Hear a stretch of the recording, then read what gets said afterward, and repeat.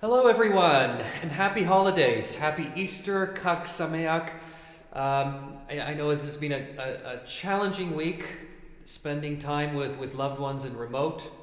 I'm very glad and excited that you can still join me this lovely afternoon. I'm playing the four Impromptus, the earlier set, Opus 90 by Franz Schubert.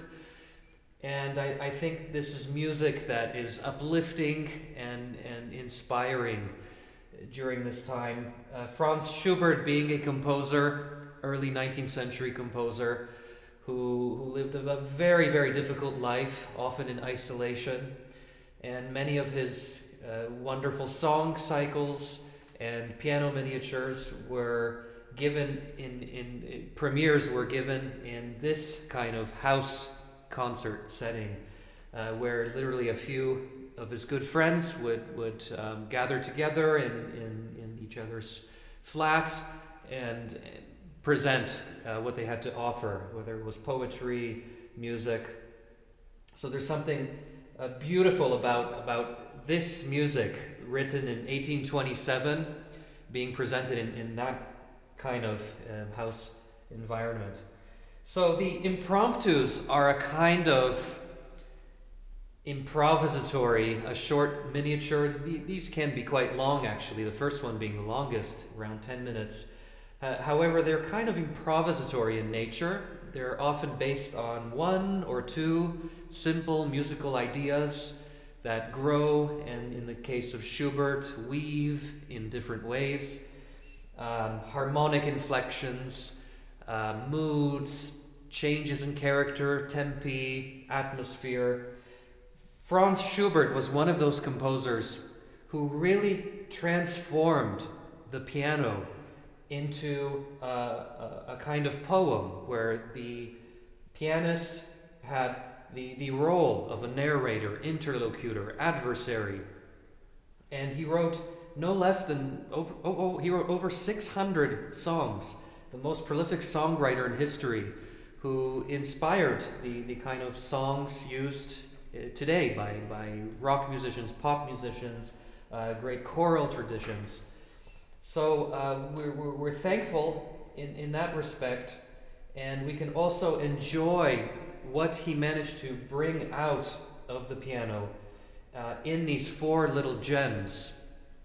So these were written just 4 years before Chopin's first ballade, who then took this idea even further and turned the solo piano into a whole poem of its own, a so-called tone poem. And beginning with number 1, there's a terrifying kind of orchestral tutti based on only one note, the G, being played in unison with no harmony and a sort of uncertainty.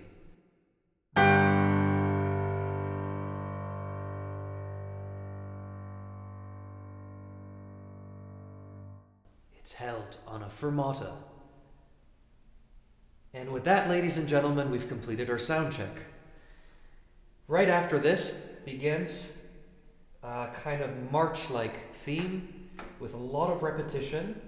And we hear that theme over and over again in different varieties, with a rippling bass in major key, in the melancholic minor key. And number 2 is entirely different. It has this kind of Dr. Jekyll and Hyde character to it. It begins with a rippling series of triplets in the right hand, relentless, often playing with semitones, that is the shortest distance between keys, running up and down the entire upper half of the keyboard register. And all the time underneath, there's a minor key that wants to take hold of it, wants to take grip, and finally does in the middle section, which is a terrifying, tormentingly painful kind of dance in 3 time, very much in the style of a landler, but a tad more aggressive. A landler being the precursor to the waltz, which originated in the foothills not far from Vienna. Number 3 is a gorgeous chorale and a kind of song without words, a little bit in the style of what Felix Mendelssohn had truly mastered on the solo piano. It is just a beautiful chorale, very consolatory in character. Also, a stormy middle section, but not to the extent, not to the extreme that number 2 entails. And number 4 is another kind of delightful 1-2-3 dance rhythm, and has a cascading series of arpeggios, which we pianists have studied since we were conscious and tried our first technical exercises at the piano. An arpeggio is simply a broken chord. So this is a solid chord and then a broken chord. And he plays with it by breaking up the chord and then going in a downwards fashion with a charming kind of Austrian ending, a very charming, graceful ending to each gesture. And the Fazioli instrument, handcrafted in Italy, affords us all the opportunities to grab the essence and capture the various nuances of these songs without words. The Fazioli is one of the first pianos to make 4 pedals. And the pedal on the very extreme, the left, if you notice, brings the hammers closer to the string. It works a little bit like an upright piano, where by having less momentum on the hammer, that is to strike the string, you get a softer tone. Right next to it, you have the traditional una corda, or left pedal, what is a typical left pedal on most concert grands, and that simply shifts all the keys slightly to the right, so that the hammer now strikes less strings, 2 strings instead of 3, for example. So that also makes it soft. So we now have 2 mechanisms that we can use to control the shade, the color shades of the piano.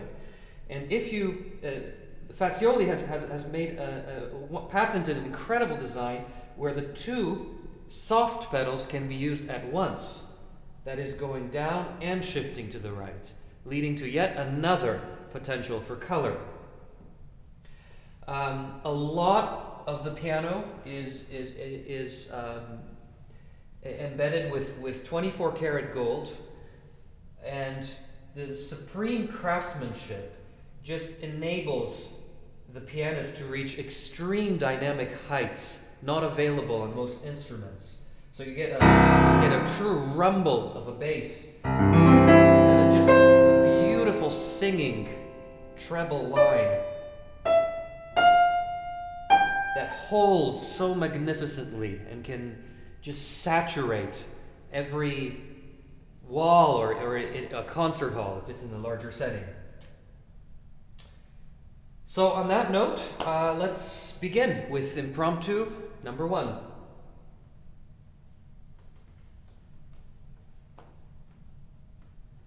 Oh, I'm going to move this aside.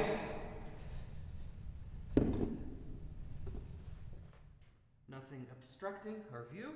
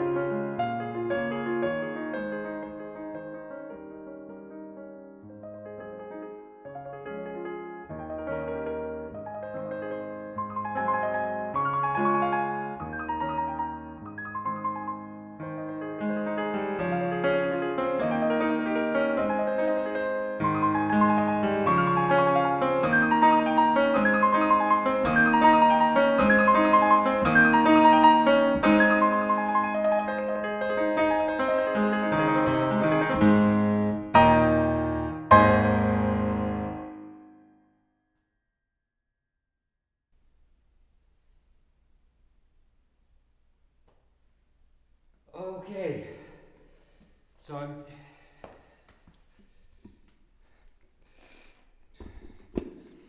Okay, I'll just take a quick break, grab my iPad, pull up the shades, and be right with you with a short question and answer.